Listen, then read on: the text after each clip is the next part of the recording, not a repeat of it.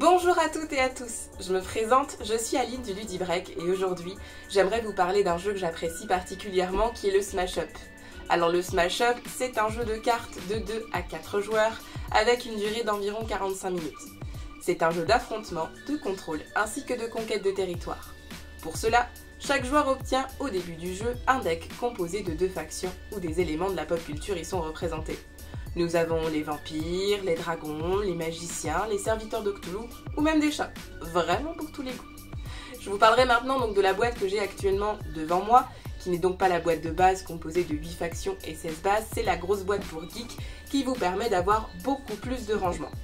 Donc comme je vous l'expliquais, nous avons donc 2 factions avec 2 types de cartes. La première d'entre elles est une action. Donc vous avez ici le nom de la carte, son effet et la faction qui lui est liée. Donc celle que j'ai entre les mains actuellement, c'est la faction de la mythologie grecque. Vous avez aussi la possibilité de jouer une carte créature.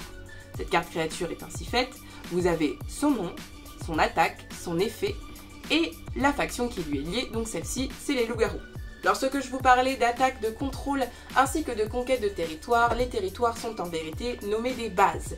Et les bases sont faites ainsi. Vous avez son nom, sa résistance, les points de victoire et l'effet qui lui est lié.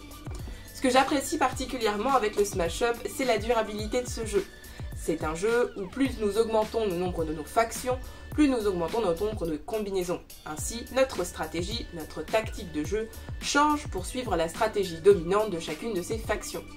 Nous avons certaines qui vont plus aller dans l'attaque, d'autres qui vont aller dans la défense ou même dans les déplacements. C'est à vous de vous diversifier afin de pouvoir gagner le plus de points possible à chacune des conquêtes. Le premier qui arrive à 15 PV a gagné. Et j'espère que cela vous aura plu et que nous pourrons nous retrouver pour un autre jeu.